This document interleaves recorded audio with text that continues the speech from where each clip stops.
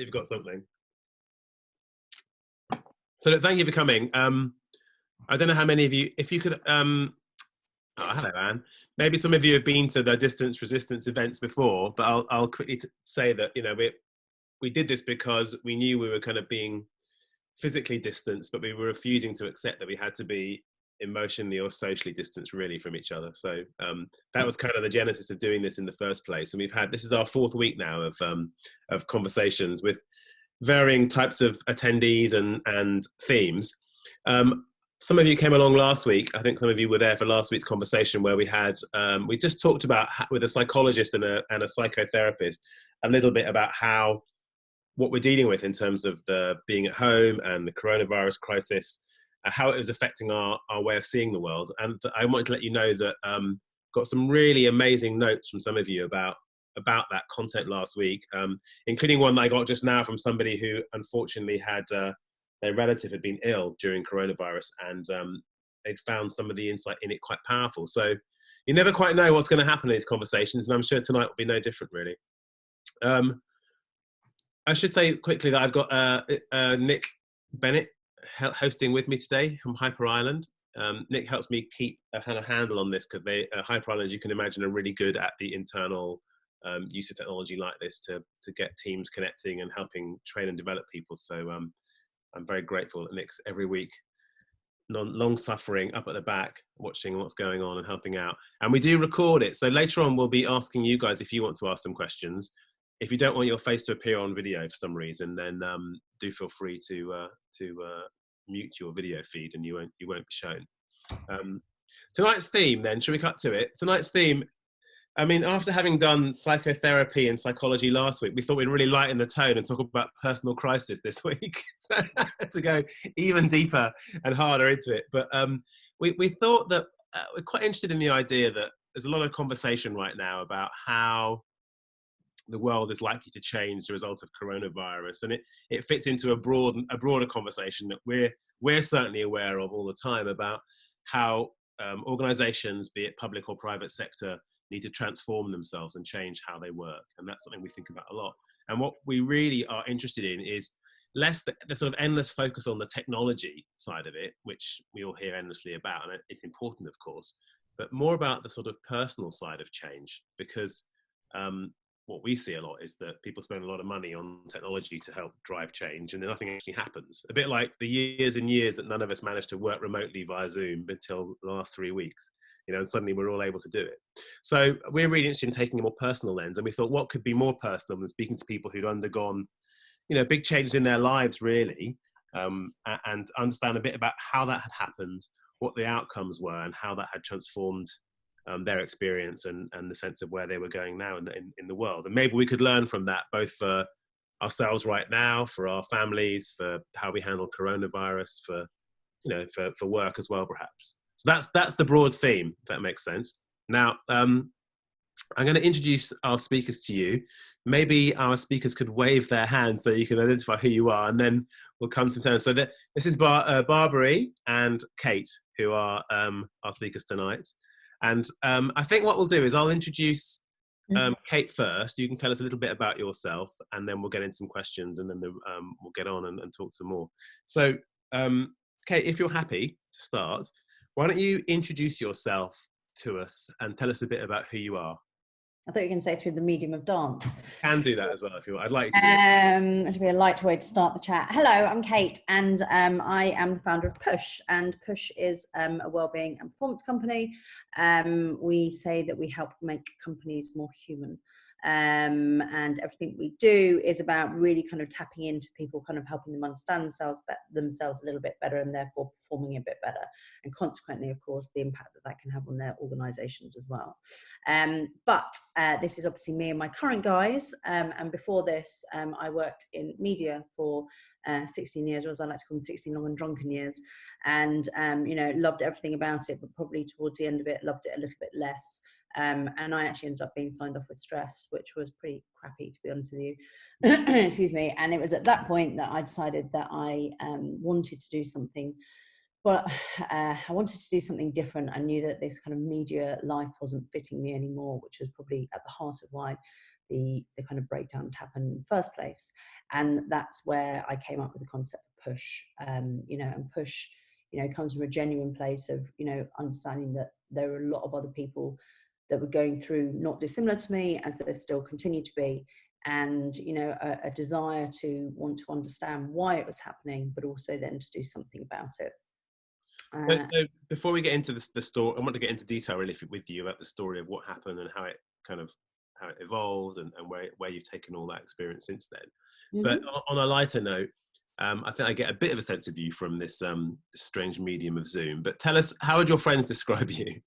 I would hope, if I had to choose 3 words, I would say strong, driven, and either funny or kind. I'd like to say funny, but I'm going to go with kind so I don't sound like I'm overshooting myself. It's a bit safe, because otherwise you just judge me and say you're really not.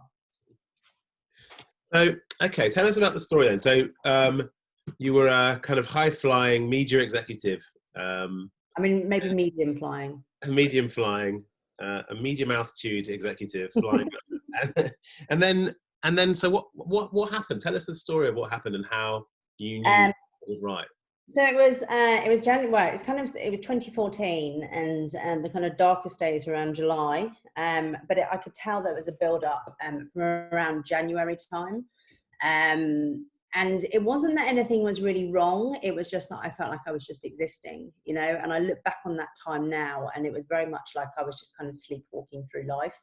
And I knew that things weren't quite right, but I couldn't quite put my finger on what it was. You know, and with the benefit of a bit more self-awareness now and a bit of more understanding, I think actually what happened is that whereas previously mine and media's values had been completely aligned, they no longer were. And that was really kind of like throwing me out, because the behavior, I was moving at such pace, and the behaviors at which I was moving at just weren't in alignment with who I truly was anymore. So something felt really wrong. I couldn't quite work out what that was. Put on top of that, the fact, so I had no kind of understanding of self. And then on top of that, the way that I was living life, you know, this kind of what I call a credit debit lifestyle, you know, starting my Sunday full of hope and promise, making a quinoa salad, you know, and then roll into the rest of the week, which is slowly building up with stress and slightly looking after myself with the gym at the beginning of the week. And then the work becomes more and more stressful, and all the good things go out the window. And then, you know, come Thursday or Friday, I'm lying in a pool of gin, you know, that kind of like up and down constantly, and just wasn't really looking after myself and my energy levels. You know, and then ultimately, my mum got diagnosed with cancer, which fortunately she made a full recovery from, but I just didn't have any of the tools in place to be able to deal with what I was dealing with. And the crisis hit him pretty hard. And that's when I was signed off with stress. And I think it was in having that time off that I, you know, a huge part of it as well, and kind of the unhappiness was that I had been promoted and I was suffering a lot from imposter syndrome, and it all kind of like crashed in, you know, this whole kind of anxiety, and I just didn't have the kind of the tools or the capacity to be able to deal with it. And it was only in having that time off that I really had the opportunity to start realizing that maybe this wasn't life for me anymore. I mean, I guess I know this is quite a personal topic, but it's a highly personal topic, and I just don't think it's going to stop you though. So let's go with it. Well, I'll try, and you're going to say no. I guess I'm trying to understand, like, because I think lots of change has to get before people can change, or before companies can change, or whatever. They have to get to a point of crisis and really kind of come to a realization. And I'm wondering, I don't know whether there was like was there a particular moment that you finally snapped, or how did it sort of happen that someone's looked out for you and sent you home? I mean, what actually happened? How did it work? Yeah, I mean, it was a constant kind of growing of darkness till the point that I just didn't want to get out of bed anymore. And that was what, you know, I didn't want to get out of bed, and I didn't want to go into work. And that was when that's when I went to the doctors and got signed off. Okay, so doctor helped you out to do it. Yeah. And then what was the experience? How long were you off work for then? I was off for 3 months in total. The first couple of weeks I barely got out of bed. And then after about a month, unfortunately I didn't have medication. Fortunately, I had quite a lot of counselling, which helped me unbelievably, you know, and really kind of started this journey of self-awareness. And, you know, I couldn't recommend talking therapies to people more, you know, and it's a huge part of obviously what Push does now. And, you know, really kind of started understanding myself and kind of what I wanted to be doing. And strangely, you know, some of the questions obviously that I was looking at earlier, there was a real moment, you know, and I talk now a lot about kind of like mindset, and I talk about perception, and there was a real moment of, I have to turn this from being the worst thing that's happening to me to the best thing that's happening to me. So went from this place of real kind of anxiety and darkness, and actually realizing that I was at the lowest of the low, and as dark and as awful as that moment was, I realized that things could actually only get better from there. And that's when I really decided to start turning things around and looking at what I could be focusing on, and where I could be putting my attention in order to kind of climb out of this rather than being in it. It's interesting that you managed to make that shift. I guess I'm interested in whether that's intrinsically just because of who you are as a person, or was it the counselling or something that would sort of lift you or enable you to shift your perspective like that? I think that's a difficult part, probably, isn't it, in a way? Yeah, and I think the counselling helped massively because it helped me develop a real sense of self-awareness, and kind of who I was, who was very true at the heart of it. But without a shadow of a doubt, one of the things that's made me realize about myself is my tenacity, and this ability to kind of come through things and view things in a different way. And I'm incredibly grateful for that. So some of the qualities start to emerge in a way, or you start to recognise them more when they're thrown into sharp. Yeah, and I think at the heart of it all, there was a real kind of realization with that time off, in not being buffeted around as I had been constantly, in a strange way, not wildly dissimilar to now. If you think about it, one of the things that this is happening, or certainly, seems to be happening to quite a lot of us, it's making us slow down a lot, right? We've all been asking for a long time now for this pace to slow down, and it's actually happening. And as I did then, and as I hope the opportunity is being revealed to many people, it's having that opportunity for real self-audit and to kind of work out where one wants to go from this. And I see that opportunity being presented to a lot of people. It's whether or not we realise that and to then take hold of it.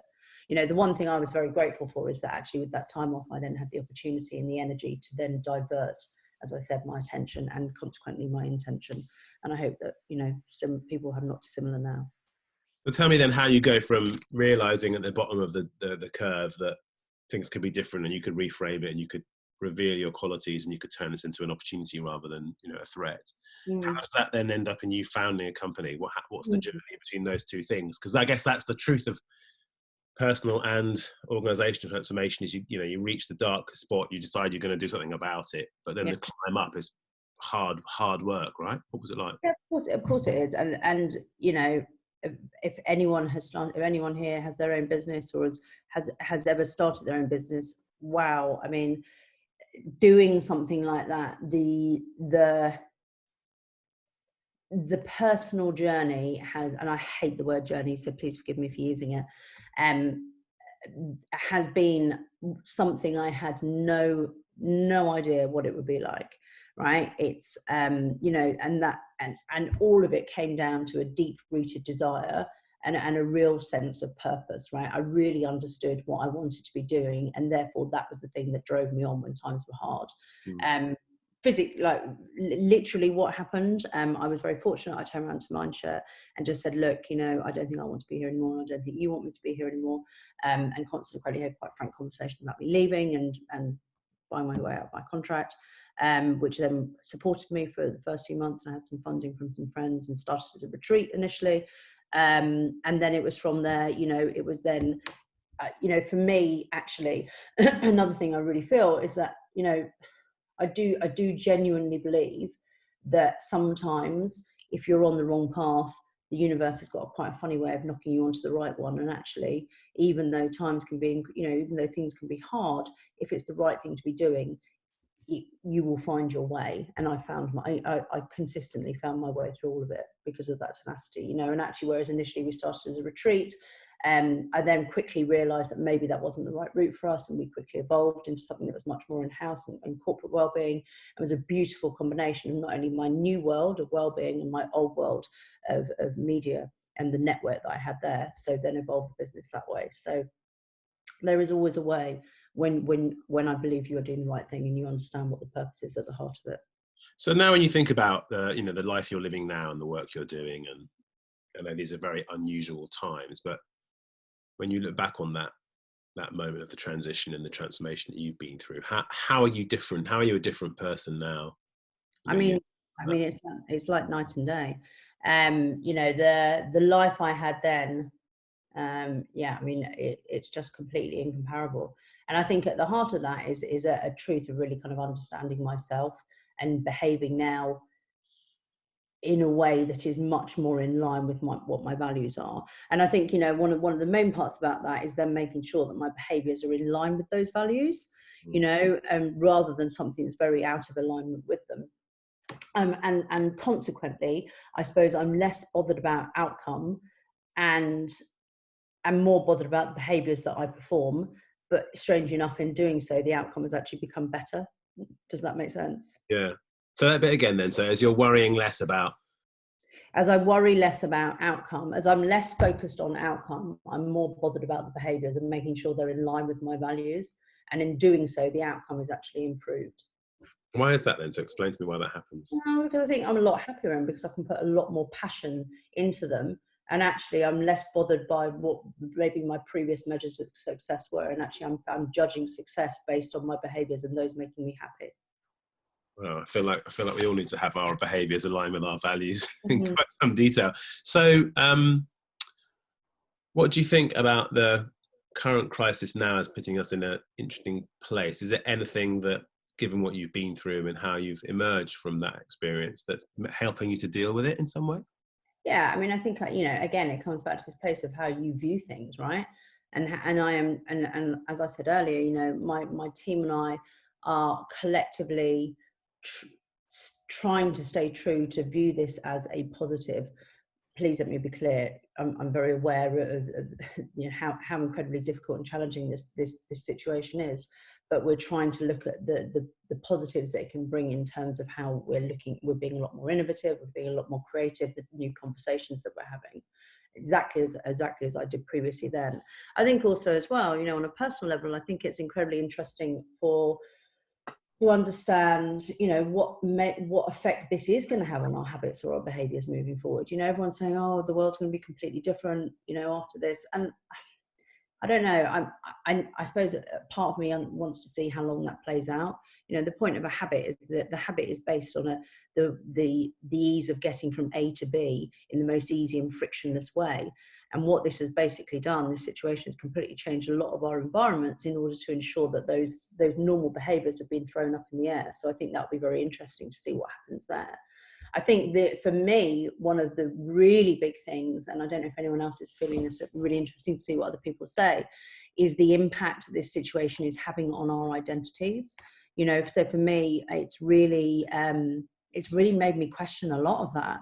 You know, I was in, and I have no shame in kind of sharing this stuff. You know, I was in a really, really, really good place personally before all this happened. A year or so ago, I split up from my now ex-partner. I'd moved back up to London.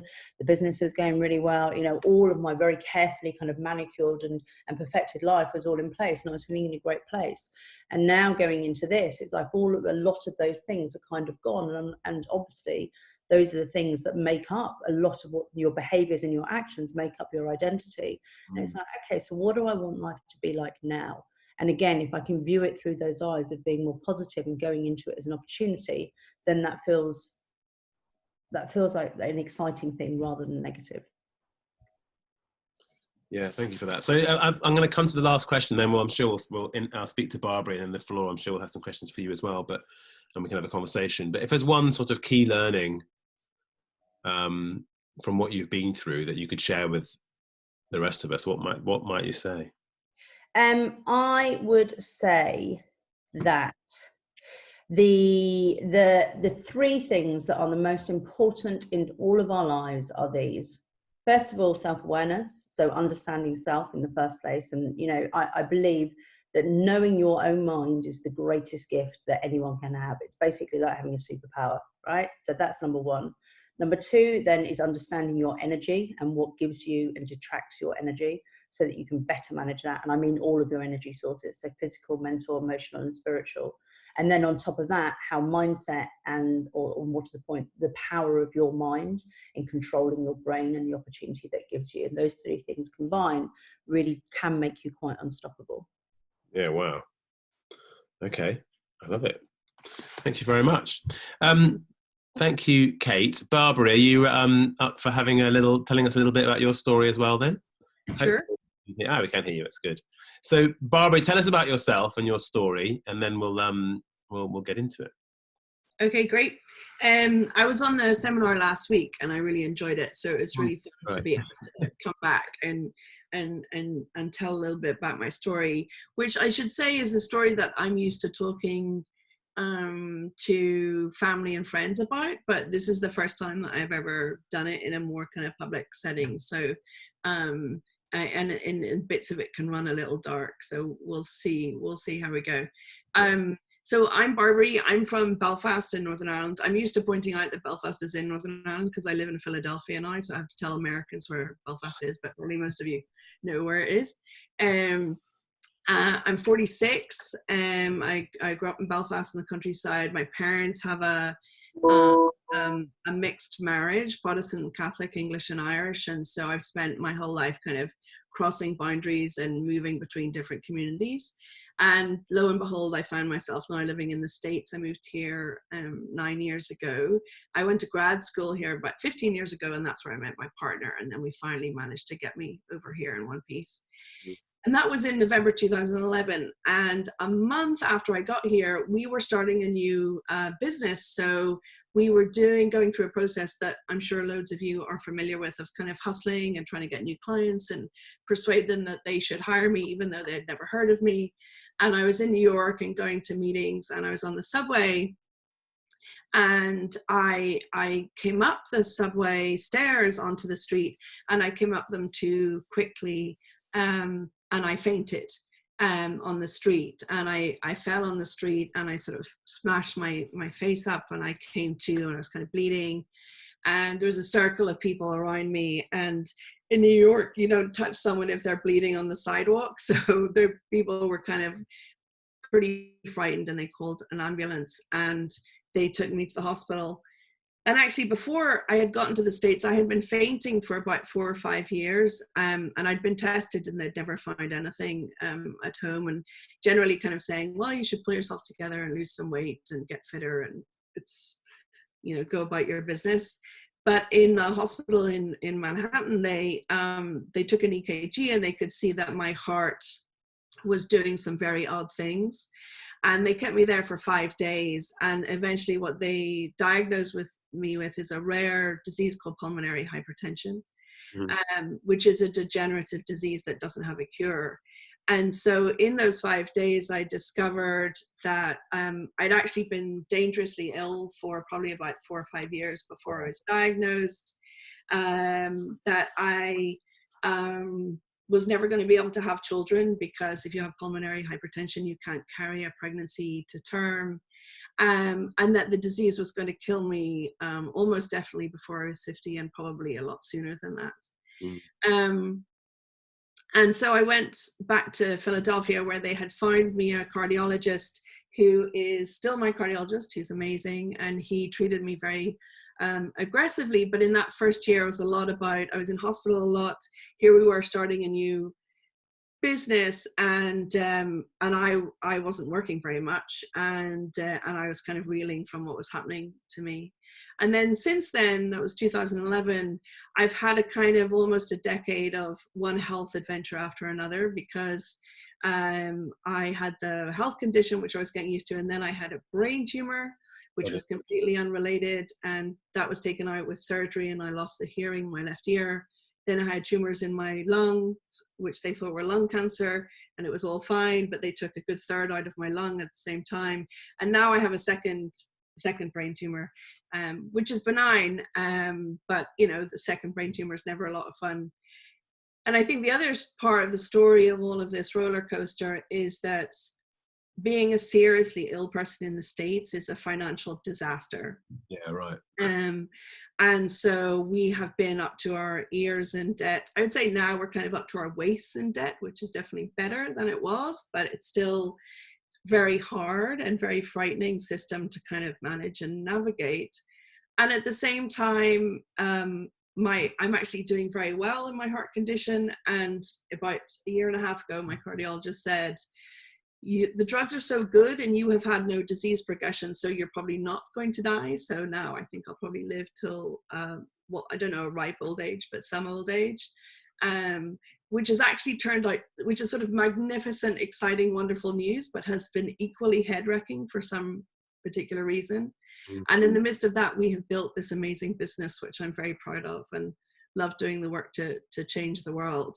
So, I mean, my life is completely different to the one that I imagined that I was going to have in every single way.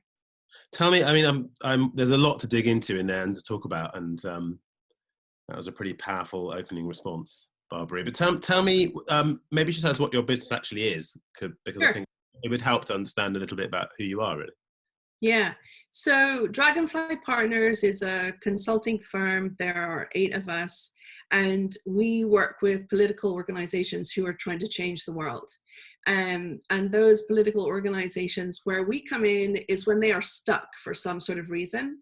And that could be both about the campaign strategy itself, or it could be because internally they've had massive growth and they don't have the infrastructure that they need in order to cope with that. It could be because they're all killing each other. It could be because they're disagreeing about their theory of change in the world, all sorts of different things. And so all of us who are the partners in the firm who do work with clients, we are all people with political backgrounds. So my own formal training is in activism and advocacy, and I have a master's in public policy. So we all come from these different ways. Like a colleague of ours used to run, he worked in Move On for years. He's one of the founding people in Move On, and he did the Obama campaign for Move On in 2008.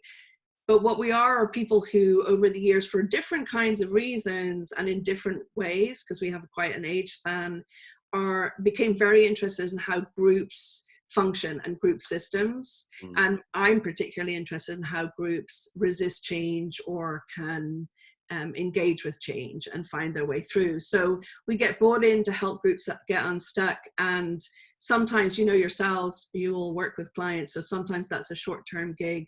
Sometimes it being a couple of years, and we work with them on that basis. So that includes groups locally in Philly, but a lot of national organizations, and then some international work as well, national in the States. And it just so happens that we have always done about 60 or 70% of our work remotely, because a lot of the organizations we work with, national campaigning organizations, are often working remotely because they're running, staff in multiple offices doing different kinds of things, let alone in the field. So it's relatively familiar for us. So tell me, I mean, that you talked about, I guess you've been through multiple challenges that you've overcome or are dealing with. The first one, I suppose, was the realization that you weren't well, and had the pulmonary condition, I guess, is the initial thing. I mean, I guess, how did you change in response to that? Clearly there's the physical change going into hospital, but how did that change your outlook initially? I think, well, there's been a number of different things. I would say 2 that I would sort of highlight are that my life has turned out to be completely different to what I was expecting. And a lot of ways in which I grew up with a lot of class and economic privilege. I now experience a lot of privilege in the States of being a white person, but I was kind of expecting a sort of shiny life with, big leadership roles and all these different kinds of things.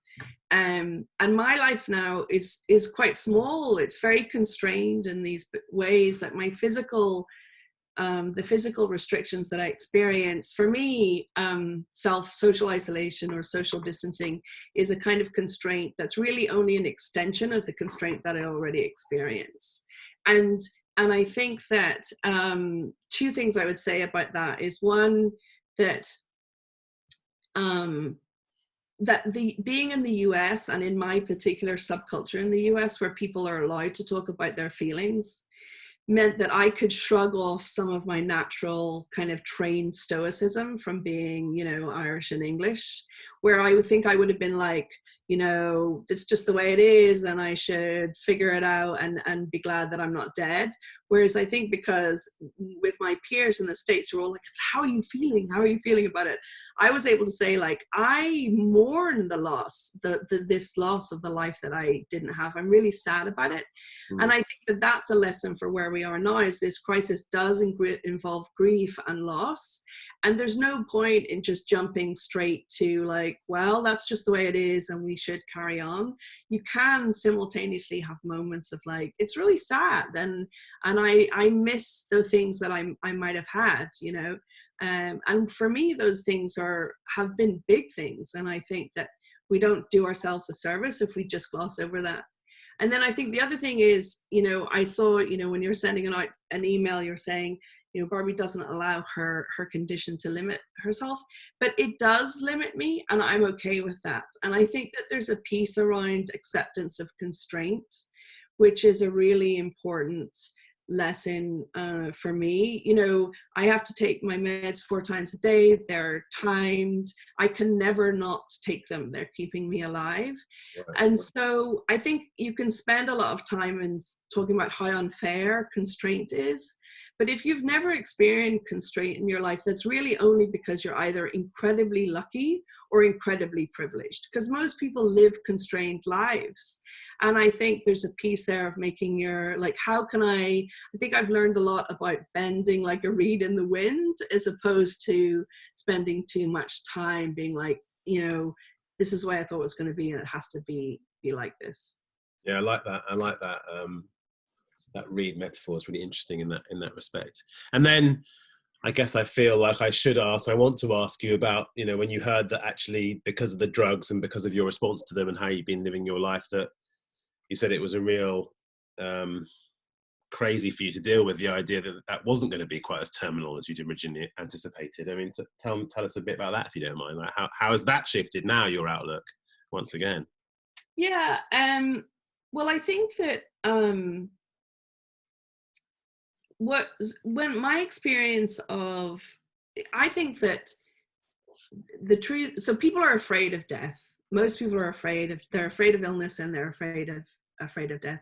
And human beings know that they could die at any time, because you could get run over by a bus. But most of us are in denial of that in order to be able to just get out of bed in the morning, because if you thought about it all the time, you'd go out.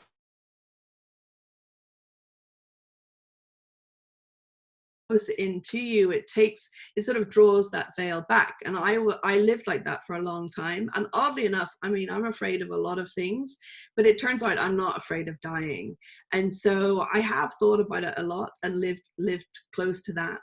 And I think that the knowledge that I wasn't going to die suddenly has made me been able to sort of take a step back and see the ways in which there were times that I was paralyzed by the fact that I could die very soon. And there were times when I wasn't. There were times when I did manage to find small ways to thrive. And this is where you end up sounding a little bit like a Zen monk. And you can look at me, I'm so far away from that in real life. But there's a piece about, you know, like just being fully present in the moment and appreciating what is happening to you right now. And I was never able to do that. And so I in my previous life, I could never stay where I was. I was always thinking about the next thing, sometimes with excitement, sometimes with anxiety. Whereas now I'm just much more like, it's Wednesday and this is what's happening right now. And I think that what I'm trying to do now that I know I have more time, in effect, is to think about, what do I want? How can I do it? But how can I hold those pieces of being present and not slipping back into only living in the future, but trying to be here right now? And I think sometimes I manage to do it and sometimes I don't. Yeah. And I think I was going to ask you, like, I guess, do you think, presumably the things you're saying in terms of learning to bend like a reed and coming to terms with mortality and then allowing that to park and being present in the moment, and the other things that you shared with us in the last sort of 5 or 10 minutes or so, but how does that change the way you approach your working life? Does it manifest itself there? It must manifest itself there as well, because they're not separate things from most of us, are they, really? Yeah. Well, I think that a lot of my work is about, work for myself, work I think that we all have in this crisis moment and that I do with groups is about, why is change so difficult? And I think that one of the I suppose some of the learning that I've had is transformation is not a one-time event. And so I tend to not use the word transformation. I think of adaptation. And I think of it as a muscle that you have, and the muscle is weak or it's strong. And what are the things that you can do to strengthen the muscle of being able to adapt to things? Because I think that, I only found out about this second brain tumor over the last sort of 9 months. And before that, with the news that I was going to hopefully live for a long time, I had this feeling of like, that's it, I'm done. Like, this has been this shitty decade and I'm off the roller coaster now, and like, excellent, everything's going to be great. And then I got this new news and I realized, you don't ever get off the roller coaster. That's not what happens. And so there's a piece about like, my adaptation needs to be sort of like, it's, everyone on this phone call, everyone on this Zoom, something terrible has happened to everybody here, whether it's loss or grief or huge change. And so what is the muscle that we need to take care of, to learn more about, and to nurture, to give us elasticity through crisis moments? And I think that's what I try and do with groups, is build their muscle for adaptation. I think that's really interesting, because it can be very tempting to think that making a big change is a one-time thing. I can see that, and then it's flip the switch and go from 0 to 1 or black to white, or whatever it might be, and that's it. That's the job done. But I really like the way you're helping us understand and see it really as an ongoing process. Adaptation and evolution is interesting in that way. Do you think, is it possible for? I think you're being very generous saying that people on the rest of this Zoom, me included, have been through similarly terrible things. Some have, some perhaps have been more lucky, I suppose, in one way or another for whatever random reason. Do you think is it possible to ever come to the realizations and a learning about how to adapt to the world, do you think, without having to go through crisis? Can anyone ever get there without having to sort of experience something as intense as you or perhaps Kate did? I think they can. I think I would, that's interesting. I sort of, I think that they can. I think that I have seen people do that. And I also know that I have to have hope that they can, because I don't think that it's ethical to engineer crisis to encourage people to change and to build the muscle.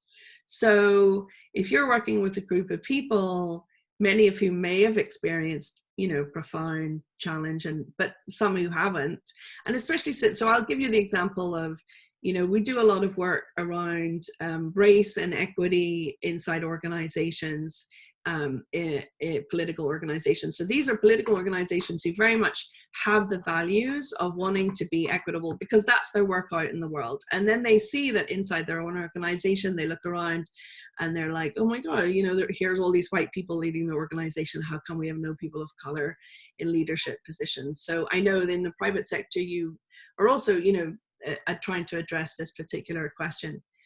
So white people in an organization who are trying to change the makeup of the organization, change the work that it's doing in order to address racism in the States, have not experienced racism because they're white people and they exist in positions of privilege. But I've seen them do the work in order to make that change, and to see that here are the structural changes they need to make, here are the changes that they have inside themselves, when they do their own work on race and those different kinds of things. And it's really hard. And I think that we do still use a metaphor in our work of, real change work requires a certain simmer in the temperature. Like if the temperature is too cold, change isn't possible. If it's too hot, it boils over. But if it's at the right simmer temperature, then you can have kind of breakthroughs for people. So you don't need to have experienced something tragic and terrible in your life, but you do have to be open to profound change. And I think Kate's point about self-knowledge, I'm in the States, so I think everyone I know is in therapy, so I should say that as a starter, you know. But I do think like you have to kind of, you're trying to get that challenge, enough simmering, and an appetite of the individual to make the change themselves. I really like that. It's really well. It's a really clear way of thinking about it. Actually, easy to remember as well. So, if you had one sort of final thing before we open to questions from other people, Barbara, what would you know, what might be some advice that you could give to the rest of us about, or one sort of key learning you'd like to share based on the crisis and transformation that you've experienced, or adaptation you've experienced in your life? I don't know. I mean, this is just off the top of my head in response to the conversation we've already had. When you ask Kate, like, how would your friends describe you? I mean, apart from the fact that Fern, who's on the call, is one of my oldest friends, so she might say in the chat, will describe me if she's feeling jealous. But I think that one of the things that has happened to me is that I find it hard to see myself in the way that I used to, that my sense of how I exist for other people has changed profoundly and left me slightly unanchored. And so my insight is that don't be doing any of this alone, because it's the people who know you well who can provide those anchors when you're at sea. And I think that that's very important, because you kind of lose yourself a little bit, and maybe that's okay, because that's part of the process of going through change, but other people's knowledge of you can be very anchoring. And I know that's true for me with my partner and my family and my friends who are like, no, you're still here, you're still you, even though you feel lost. Wow, I love it. That's very profound. I'm going to shut up, because I've held the floor and had the joy and benefit of speaking to you both. I might just ask people to if you want to ask questions, the way it's best to work is you can write, I have a question, in the message box on the side on the chat, and then we can throw it open to Kate and Barbara and so on. Has anyone got something they'd like to ask based on what they've heard today? Can I just add one thing in, because I thought that was something really beautiful that Barbara said about around acceptance.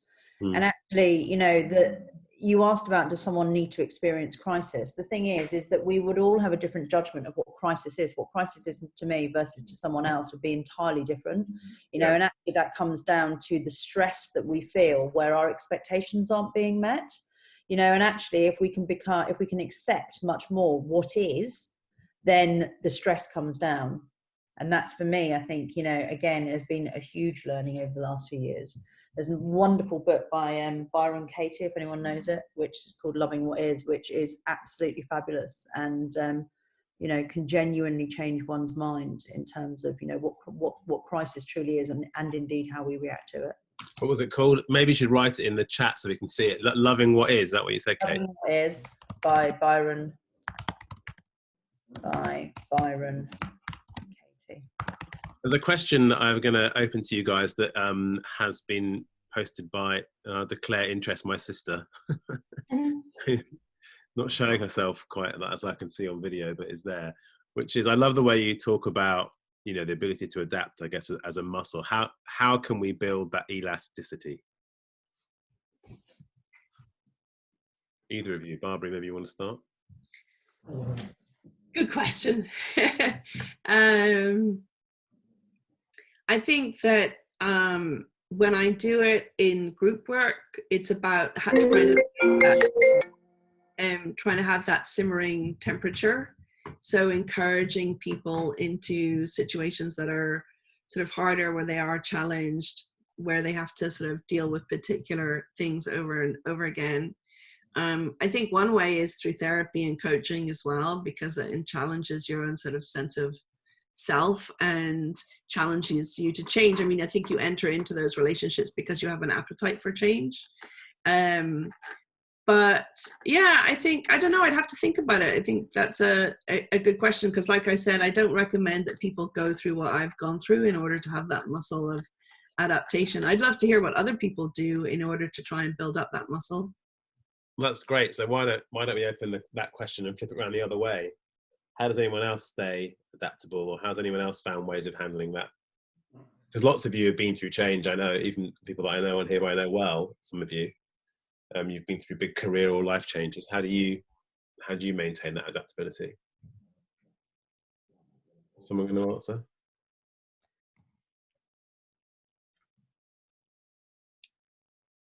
I can offer an answer if you want, Leo, especially from a Hyper Island perspective, if that's okay. In one of the situations, actually, from a business perspective, we work with TUI, the travel retailer, and it has a relevance to this in that they've pretty much made nearly a high percentage of their organisation redundant or furloughed in the last couple of weeks. Yeah. And we ran a session with 40 people that had basically just found out that news. And one of the things that a lot of people were doing was actually reflecting where they had already been through some change in their life and hadn't probably realised it, or at least hadn't reflected on it in this moment. And I think it was interesting, Barbara, you saying earlier about the fact that lots of people have been through something, perhaps not to the same level as everybody, but actually looking about like, how did you react? How did you overcome it? And from the session 2 weeks ago or a couple of weeks ago, how it became part of the story of you and you moved past it, I think has always been something that's I found helpful and seen in others that it's helped them as well. Yeah, in the storytelling. I think that's a good point. Oh, sorry. The tools, you know, everyone has their own different experiences of going through change, and realizing what tools it is that you found valuable to look at how you can implement those again and again is incredibly powerful. There's another question there from Sebastian. How do you share these insights with people in your lives? And do you think people are able to learn from them or change as a result? Asking because I think people often have trouble implementing what they learn from other people. Yeah, I think you're really right. I think that, and that's why coaching is so powerful, because, you know, this isn't about necessarily telling, it's about helping someone understand themselves better and offering them different options, as it were. And so asking the right question, I think really, you know, we can all share insights about the experiences that we've had, but actually the key to genuinely helping someone change is to ask them the right questions so that they come to that conclusion themselves. Yeah, so empowered to resolve it somehow internally or investigate it internally. Yeah, exactly. I mean, I don't tell this story as part of my work with clients. You know, this is the first time I've ever, like I was saying, sort of shared it with people that I don't know. So I don't think I've had a sense of I don't think that my story is supposed to necessarily serve a purpose of helping other people change. I think people listen to what they hear and they take from it what they want, and that's often not anticipatable. You know, people will be in various frames of mind, and they'll take what they want from any given kind of situation. And I think in our approach to working with groups, we often, we feel very clear, like the wisdom that people need is already in the group. And your role as a facilitator is to draw out what's already there, as opposed to coming in with a preset answer. So maybe that's a piece about that I'm sure you'll use as well with your clients, of it's already there, and how do we draw it out, rather than thinking of it as a sort of because I think that my story is going to appeal to people if they're already oriented to thinking stories like this are interesting, and other people will just be like Shall I move on to another question? Yeah. So Mike Aladef, I think change is really difficult, partly because we struggle to visualize a different future. How might we visualize change better? Yeah, I guess envisioning it. Because it feels quite intangible, doesn't it? And it feels like something misty on the horizon rather than... I think actually sometimes it's easier to think about what you don't want rather than what you do want, and actually you can work on kind of like negative visualization. We're pretty good at going to the negative versus the positive. So actually if you start with the negative, then you can work to the opposite of that. That can sometimes help. And I'll tell you, actually one of the most powerful things that I've found is actually been journaling. If you can again, this comes down to the right questions. What if these things were working well in the next 3 months, what would life look like? What would be the things that I would say about what's happening now? And asking the right questions and then journaling from there can really help you kind of get out all the stuff that's in your mind. Interesting. Fern, have you described crises that others find hard to talk about? How has the constraint of other people's fears felt to you? So that's true. Yeah. Yeah, thanks, Fern. It felt really hard and sometimes pretty unpleasant because my experience with illness and disability is that there are times when people are able to really connect with you about it, but mostly what you're experiencing is a projection of their own fear. And so, like I remember, and particularly, I think that this is also particularly in the States, like illness, disability, these are all, there's a Puritan ethic which runs through the culture, irrespective of different subcultures, in which kind of illness is a sign of moral weakness. And people find it really difficult the ways in which I am transparent about my illness and like I take my meds in front of clients and I say like I have to take a break at 4 p.m. That's just the way, all those different kinds of things. And so people really, especially since I'm working with a bunch of lefties who are supposed to be totally fine with it, watching them struggle and then be sort of aggravated, and that comes at you in these particular ways has sometimes be very difficult. I had a friend once at the very beginning and I was saying, well, I'm a person with a disability now. And she was just like, oh, you shouldn't say that. That's so disempowering.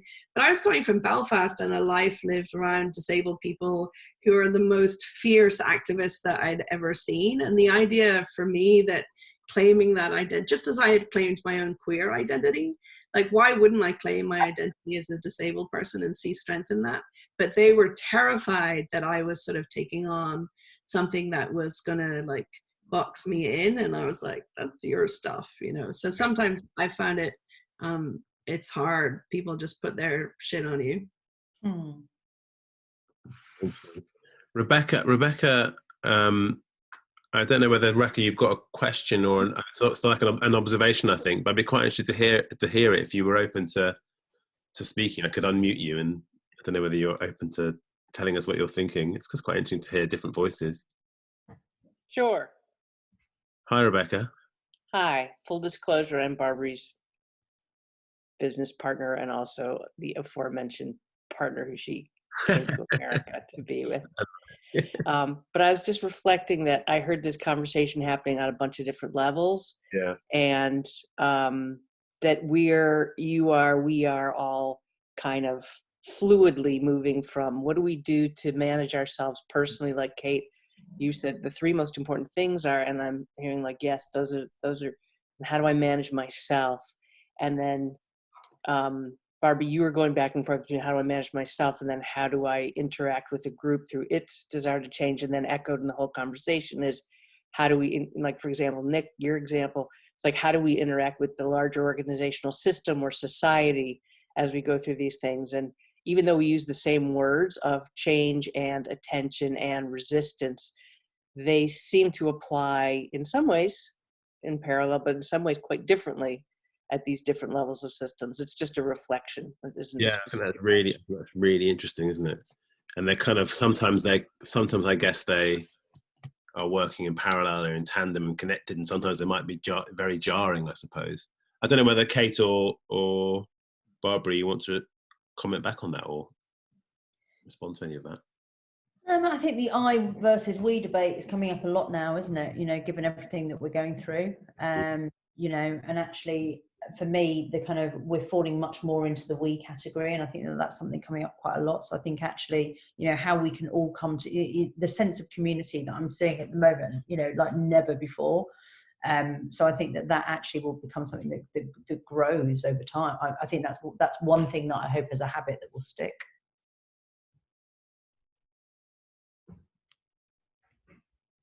So I think I've learned a huge amount this evening, which I hadn't, in a way that I hadn't really expected. I wasn't really sure where it would go, in terms of the kinds of experience that we would get out of talking to you guys and reflecting on personal crisis and how that leads to or can enable or open up change for people, and the lessons that one might draw out from it.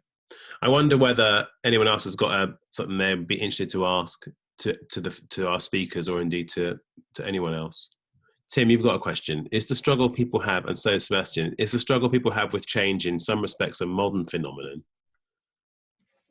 fear of death is certainly a modern phenomenon. The fact that in the West people tend to lead easy lives, does that highlight the difficulty with change? Interesting question. What do you think? Anyone got a view on that? Tim might have to answer it himself otherwise. I would, I think you're right about the fear of death being a more modern phenomenon. I absolutely, yeah, I definitely agree with that. I think that the piece about the ease of life, I mean, my own kind of political work means that you know, one of the things that I experienced moving through the healthcare system is here I was going through these really horrendous things, but it was still 90% easier for me than any other person of color who was in the room with me at the same time. So I think that, you know, in the US, as a white person with privilege, be very careful to say, like, you know, some people, white people in the States experience an ease in their life, but people of color experience a constrained life in all of these different ways. And so what is the lens of personal experience around ease, constraint, privilege that means that when you face an adaptation, like what are the times in which privilege means that adaptation is a choice and lack of privilege means that adaptation is just Tuesday? Yeah. You know? So I think that that's one of the lenses that we try and see it through, and that I try and see my own experience through.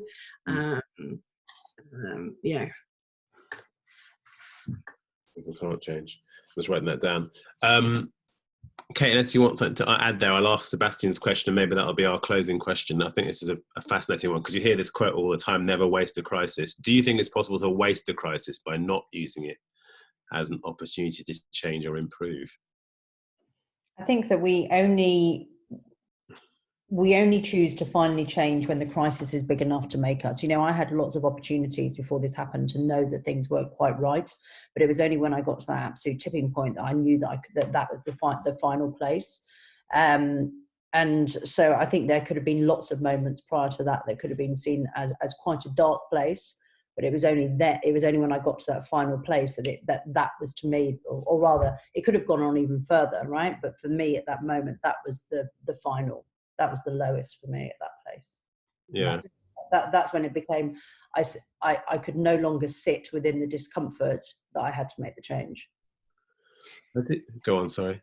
Well, no, I was just connecting it back to what Rebecca was saying about what are the different levels that we're thinking of the change. So I think at a societal level, the chaos and crisis that we're in at the moment, she said, thinking of her own orange president, but like the crisis and the chaos that we're in is actually a moment for much, much bigger change than is possible in ordinary times. And so everyone that we're working with as political campaigners knows that this is actually a huge moment of possibility and is doing everything they can to make sure they don't like screw it up and waste that particular opportunity. But I think on an individual basis, it's the biggest time for change, but sometimes it's just hard to make it work, even though you know that this is a crisis moment. And so I think Kate's point about like, when is the right time for any given person? I don't think there's an automatic answer. And remember, you know, change, the greatest thing about it is that it requires a shitload of energy, you know, and as I said, you know, coming back to this place of everyone saying, oh, everything's going to be different now. Let's be really clear. Everyone just wants to get back to normal, you know, and normal means that normal takes the least amount of energy. It's whether or not the circumstances will allow you to get back to that place.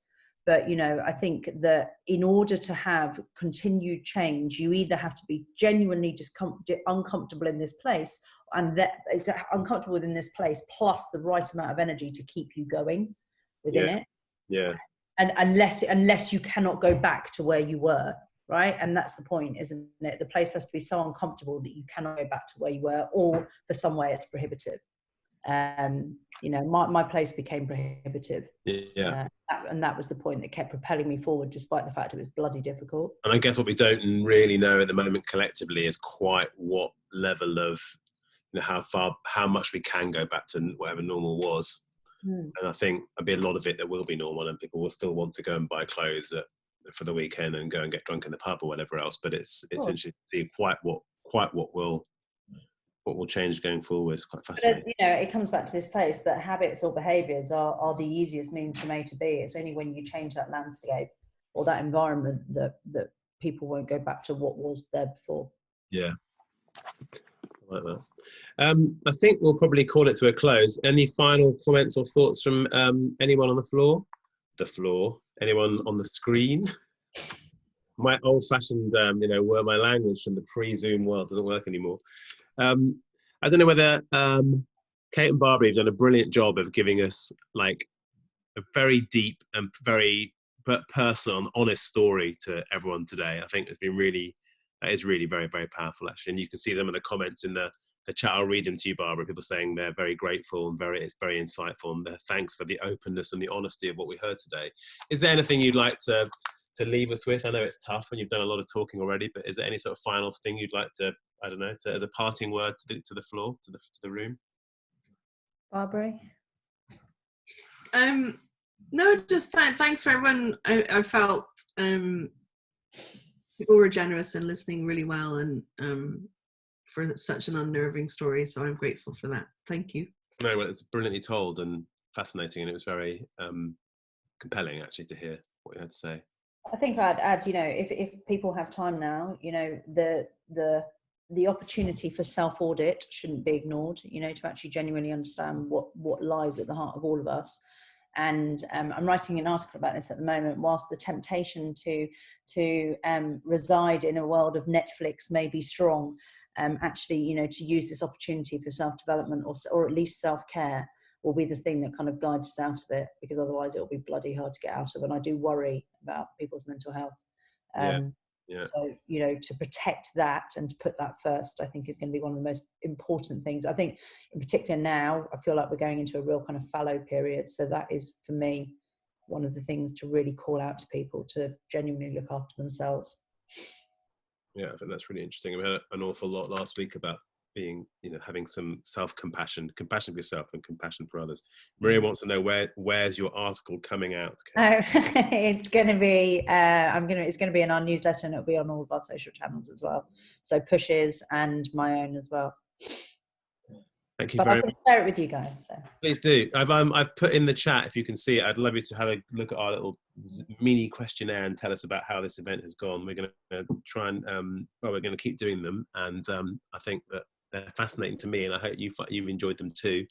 I'm very grateful that you've both taken time to speak to us, and I'm very grateful to everyone else who's logged in and taken part of the conversation. And send us messages, get in touch, share it. It's really fascinating to have a really nice collection of people talk about something powerful and interesting for an hour on a quiet Wednesday. So I really appreciate it. And I think with that, I'll say goodbye, and I hope to see many of you next week if you can make it.